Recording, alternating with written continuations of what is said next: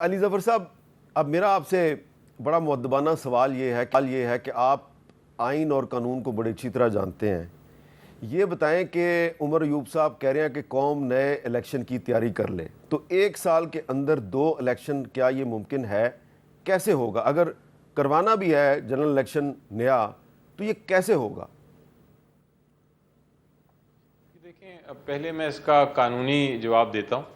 قانون کے مطابق اور آئین کے مطابق تو صرف ایک ہی آپشن ہے نئے الیکشن کی. بالکل ممکن ہے، آئین اجازت دیتا ہے کہ آپ فوراً پہلے الیکشن کے بعد بھی دوسرا الیکشن کرا سکتے ہیں، لیکن اس کا ایک تقاضا یہ ہے کہ چیف منسٹر پروونس کے لیے اور پرائم منسٹر جو ہیں وہ فیڈریشن کے لیے، نیشنل اسمبلی کے لیے، ان کو ایڈوائز کرنی پڑے گی. پرائم منسٹر کو ایڈوائز کرنی پڑے گی پریزیڈنٹ کو، اور چیف منسٹر کو ایڈوائز کرنی پڑے گی اپنے رسپیکٹو گورنر کو کہ وہ ڈیزالو کر دیں اسمبلیز. جب وہ ایڈوائز دیں گے تو پھر 48 آورز کے اندر اسمبلیاں ڈیزالو ہوں گی اور نیا الیکشن ہوگا.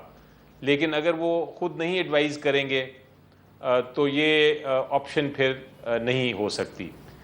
ایک اور رستہ ہے ووٹ آف نو کانفیڈنس کے ذریعے، لیکن اس کے لیے آپ کو میجورٹی چاہیے ہاؤس میں. پھر آپ ووٹ آف نو کانفیڈنس لا سکتے ہیں کسی پرٹیکولر پرائم منسٹر یا چیف منسٹر کے خلاف، اور پھر اس کے بعد ڈیزالو کی جا سکتی ہے.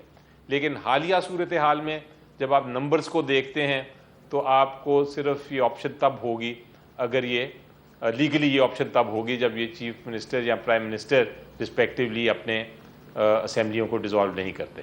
جی، اب آیا سیاسی سچویشن. سیاسی پوزیشن یہ ہے کہ ہو سکتا ہے، آپ دیکھیں اس وقت 2-3 پوزیشنز بڑی واضح ہیں.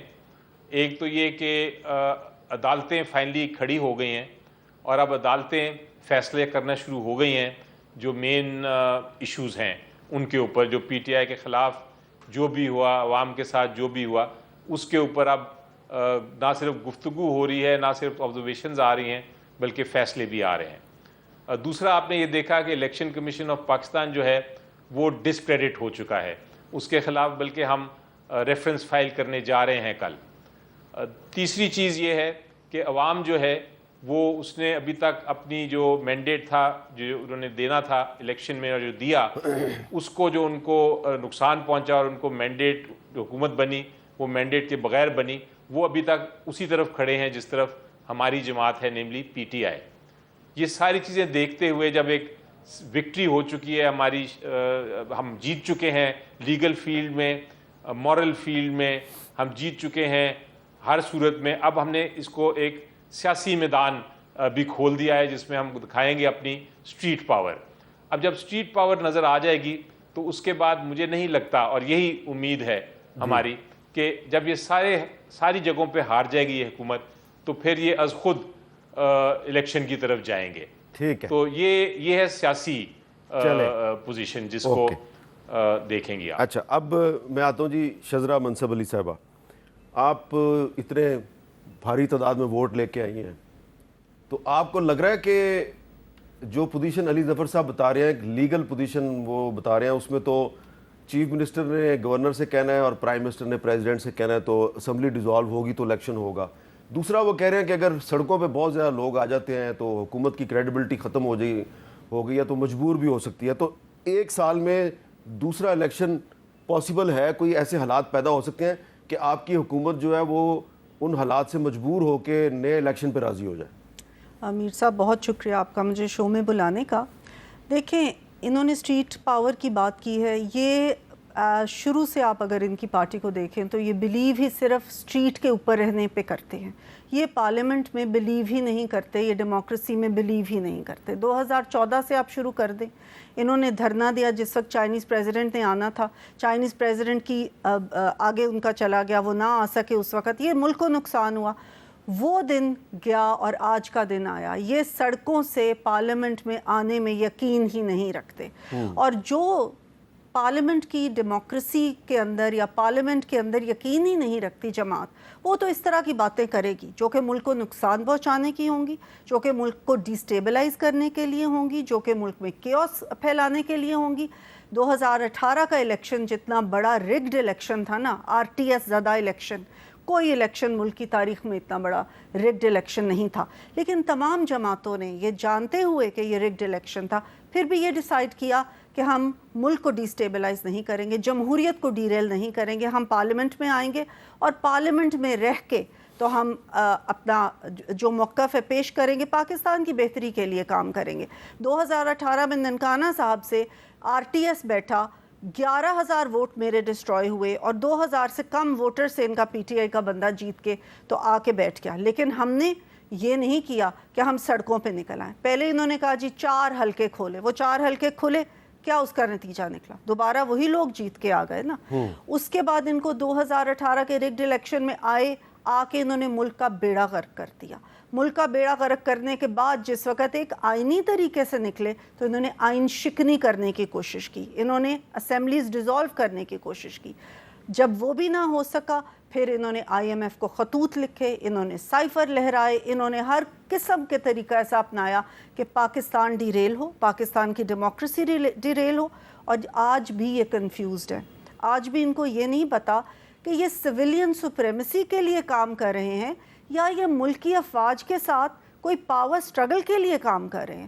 ان کو ہم نے 2018 میں بھی کہا ٹاکس کریں، ہم اس وقت اپوزیشن میں تھے، 2022 میں بھی کہا آئیں میز پہ بیٹھ کے بات کرتے ہیں، جس وقت ہم نے حکومت اس دفعہ 2024 میں جب ہماری حکومت آئی ہم نے پھر کہا، تو یہ کہتے ہیں ہم نے سیاسی قوتوں سے بات ہی نہیں کرنی، ہم نے تو بات کرنی ہے جی افواج سے، وہی افواج جن کو دن رات یہ بدنام کرنے میں لگے ہوئے ہیں۔ تو یہ کنفیوزڈ ہے۔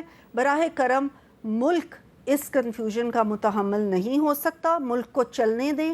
ہم نے اپنا سیاسی کیپٹل کھویا ہے صرف اس لیے کہ ہم ملک کو ڈیفالٹ ہونے سے بچا سکیں۔ سیاسی کیپٹل کھونے کا آپ اعتراف کر رہی ہیں؟ بالکل، اور ہم نے یہ جان بوجھ کے، نوئنگ کہ ہمیں مشکل فیصلے کرنے پڑیں گے، نوئنگ کہ ہمیں بہت سخت فیصلے ایسے کرنے پڑیں گے جن پہ عوام پہ بوجھ پڑے گا، لیکن پاکستان کو ڈیفالٹ ہونے سے بچانے کے لیے ہم نے یہ فیصلے کیے۔ اب ہمیں معیشت کی طرف فوکس کرنے دیں، عوام کی طرف فوکس کرنے دیں۔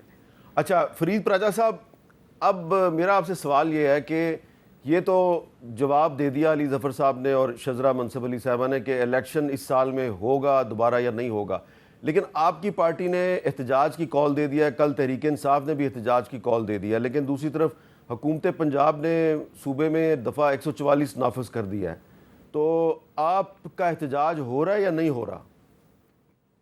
جی بسم اللہ الرحمن الرحیم۔ میں حامد میر صاحب احتجاج کبھی رکتے نہیں ہیں، اور یہ ہتھ کنڈے دفعہ 144 والے یہ تو انگریز کے دور سامراج کے یہ ہتھ کنڈے ہیں، یہ ہمیشہ ناکام ہوئے ہیں۔